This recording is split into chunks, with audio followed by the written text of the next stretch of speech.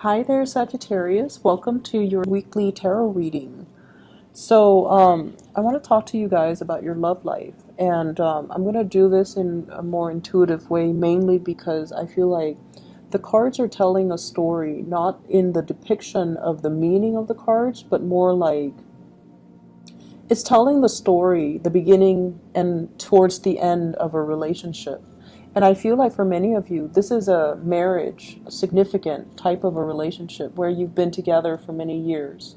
So it starts out here with the wedding, the coming together with the Four of Wands. And this is like you were very young. You were young and naive. And I almost feel like for many of you, you were like in your early 20s, very late 20s, getting into a situation with somebody. You had really, really high hopes, the nesting instincts. We're going to have a family, we're going to have children, everything is going to be great. And you were very, very starry eyed. And you went into this with a lot of optimism. And the person that you're dealing with, I feel like they were able to match you. So whatever you're bringing to the table, like financially, they were able to match with what you're bringing. And I also feel like this is a blessed union. There might have been somebody that fixed you up. There might have been like a mutual friend, a family member, somebody that you trust. So because you trusted that person, you trusted the union, you trusted that everything was going to work out. And so you were like starry-eyed and very optimistic that this union was going to be the happily ever after. And then I also feel as well, we have the Ten of Cups. The Ten of Cups is a card about children sharing a blessed union with another person. You were very in love with this person, and they vice versa were very in love with you. And I feel like, the more we begin to move away from the first two cards, the more the differences become a lot more glaring. So it was a very ideal match, mainly because you saw the other person as your soulmate. You saw the other person as like, that happily ever after. This person is so much like me. They understand me. They're antisocial just as I'm antisocial. They're blunt just as I'm blunt. And we're going to, create little children that are exactly like us. We're going to watch them grow. For some of you, you might have 3 children. There are 3 flowers there, and you're watching it unfold. You're watching the miracle of life happen, and you're in it, together. And we move along, and we have the Lovers. This is major life decisions. Some of you might have moved very far away to be with your romantic partner. Others of you, your romantic partner, might have moved really far away from you. They were either deployed, they had a job elsewhere, they had, it was like life was calling and we had to move together. I had to move to be with the other person. They have to move to be with me, or they had to move for a job. And so I feel like there was stability, but there was also turbulence. And I also feel like there was a third party as well interfering in the relationship that also led to a situation where it was very, very difficult for you to recover from it. So the relationship itself, there was a lot of joy. There was a lot of, it had a long history. So I feel like for many of you, you have been married to this person or have dated this person for a very, very long time. And you had overcome some major milestones with one another. So if you look at those masks, it's like one is happy and one is sad. So it's just like balancing out the good times and the bad times in this relationship. And balancing out, I feel like you had to, your role when your partner was not in the picture, you had to be the mom and the dad to the kids. And I feel like you did it with such grace, and you did it without complaining, and you did it with such dignity. And I also feel like if there were third parties interfering in the relationship, you never let it show. You might have been resentful inside, but no one knew about it.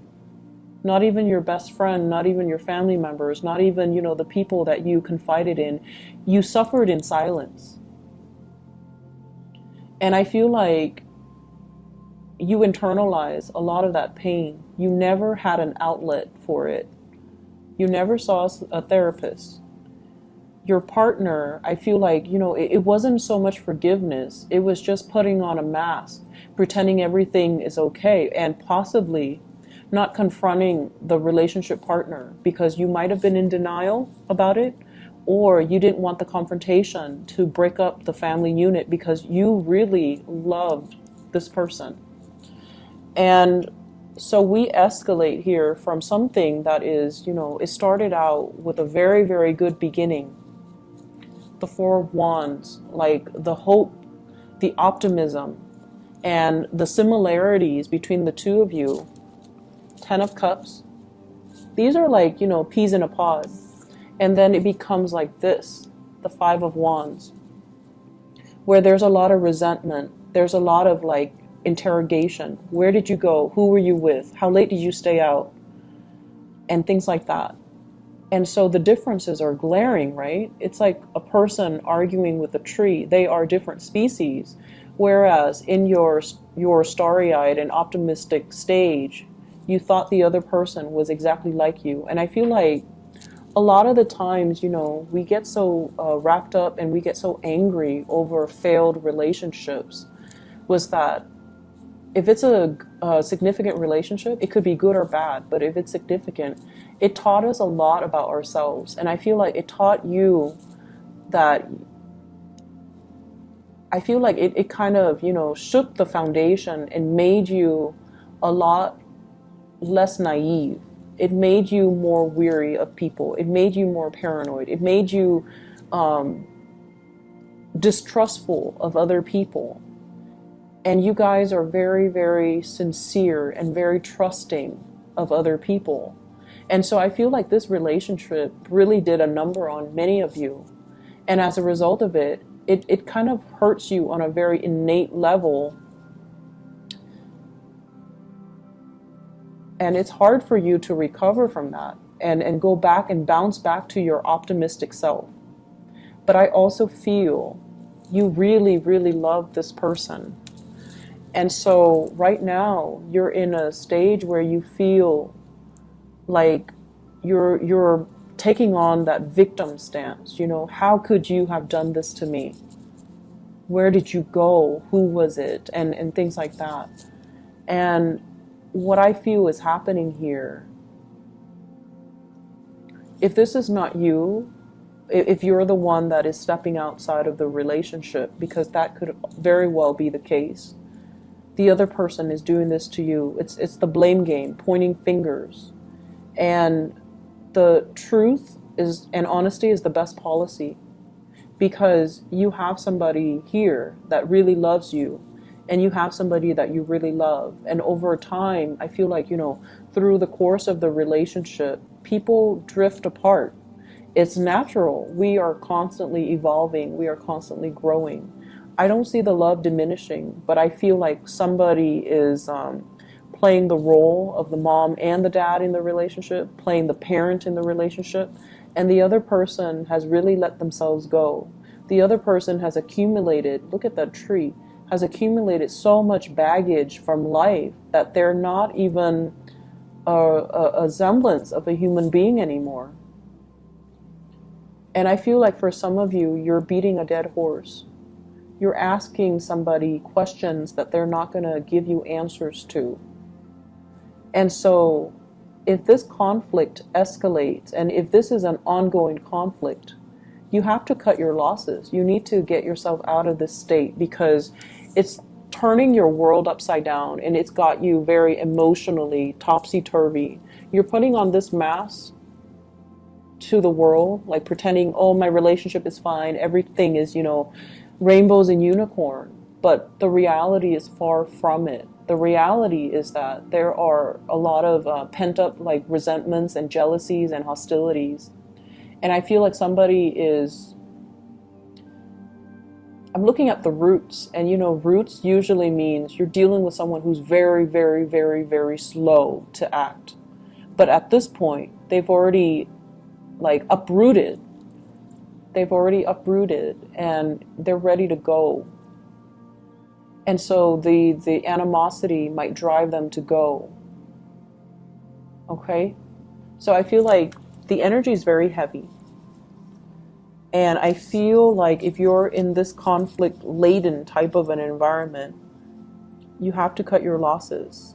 If you feel like no matter what, I can't forgive this or I can't trust this person again, then you really should not allow yourself to stay in this relationship. The trust is gone. The trust has been breached. It's not going to come back together. On the flip side, for those of you who are single, I feel like you have gotten out of a very significant relationship. You're trying to find your center. You're trying to find your footing. And you are single and you're not planning to date. Dating is so far from your frame, like it's so far from your imagination right now. Like you can't even wrap your head around, I'm not ready to date, okay? And then for others, I feel like you might be interested in somebody who's already in a union. We have here the Ten of Cups, as your partner. And the Ten of Cups means, you know, they're actually in another relationship. You might be the third party. You might be the Mr. or the mistress in this union. And so it's breeding a lot of jealousy and envy. And it's a situation where you are really attracted to the other person. They are attracted to you, but at the end of the day, they're coming home to their partner. They're coming home to their children. And you're the person that is, you know, out here waiting for the other person to come back. It's like biding your time, you know, when are they going to be single? And I feel like it's not the best situation to be in, okay? I'm sensing for people who are newly married, there are some issues, and I'm looking at this, 4 of Wands and 5 of Wands. It's an escalation. The next one is the 6 of Wands. And the 6 of Wands is a really good card. So we have an escalation. 4 of Wands, which is a happy marriage. And then we have the 5 of Wands, which is conflict. So this is just a natural cycle. Don't let it deter you. Don't let it discourage you. The next one, 6 of Wands, is a victory card. So I feel like somebody's going to step up and do exactly what you want. Okay? And I feel that sometimes it takes conflict for us to finally voice our opinions and to give the other person a piece of our mind. And then once we give them a piece of our mind, it'll kind of spark some fire under them and get them to get moving. So I feel like you might be dealing with somebody who's very slow to act, and then conflict is the best way to get them to respond and to do something. Other areas of your life. What I'm feeling, first of all, from this spread here is the responsibilities of child rearing. It's overwhelming, okay? Maintaining the household, cooking, taking care of the kids, busing the kids from childcare to soccer practice, to school, to babysitter, to the movies, and then taking the kids and all of their friends, you know, to sleepover, to monitor, to go to school dances, like all the responsibilities of child rearing is becoming a lot more overwhelming. I'm also seeing as well the partner. So, you know, whenever we have kids, and I can't, you know, I've heard it from other people, but I can't really attest to it. I don't have children. But I feel like somebody feels neglected because now all the attention is on the children. So the relationship is between the mom and the child and the dad and the child, rather than between the mom and the dad as a married couple. So I feel like that can also interfere with the relationship here as well. But I feel like a lot of responsibilities, work and home, and trying to balance everything else. And I feel like, you guys have an abundance of energy. You and the Scorpio people, I don't know where you get it from, but you guys have an abundance of energy. You get things done and you do it with such grace that a lot of the times I feel like you can put up with a lot and not complain, and so can the Scorpios. They put up with a lot and they never ever ever complain. And you do it with such grace that, people don't think, well, they look at you do it and they think it's easy. And so I feel almost like that's where all of your time is being consumed, okay? Taking care of the family, taking care of the family unit, taking care of other people. Some of you might be called upon to take care of a family member, elderly parents, a younger child, taking care of them in a very nurturing way, possibly, doing errands for them, um, driving the kids to soccer practice, taking care of their emotional health is what I'm seeing. And I feel as if this is a week where you start to feel the weight of all the responsibilities, and you need some time to decompress and relax and to really take care of yourself. So don't neglect self-care in the process of giving so much of yourself away to other people. This is a really beautiful card. It denotes, possibly new children in the picture, nieces, nephews, even your own children. And I also feel like, it takes two to make a baby, right? So both parties need to be on board when it comes to the responsibilities. It's not fair for one person, you in particular, to do it all on your own. So I'm feeling here that, you have some beautiful new starts that are coming into the picture. And I feel like the responsibilities of it is just a little bit overwhelming. You're going to get used to it. You're going to do it with grace, with style. But I feel like right now, you feel like you're living this provisional life. Like, I'm just going to do this for now until it's done. And then that's when I can, live my life. So it seems like this week is very temporary. Even in your love sector, it's almost like, okay, I just got out of a relationship. I'm just going to be single for now. When I'm ready, that's when I'll date. So you're prolonging that provisional life. And I hope you're aware of that, so that you can, stop denying yourself of your own time. Me time. I need me time because I've been working so hard. Or, I need to start dating again because my last relationship was years ago and I used that as an excuse to not get out there. So I feel like you're prolonging something and you need to put an end to the procrastination, okay? I'm going to leave it at that, Sagittarius. I hope it is helpful for you guys. I wish you all the best, okay? And let me see if there is anything else coming in here. Let me see about your... I actually need to do this because the love situation is a little bit confusing. What is Sagittarius's advice for love for this week?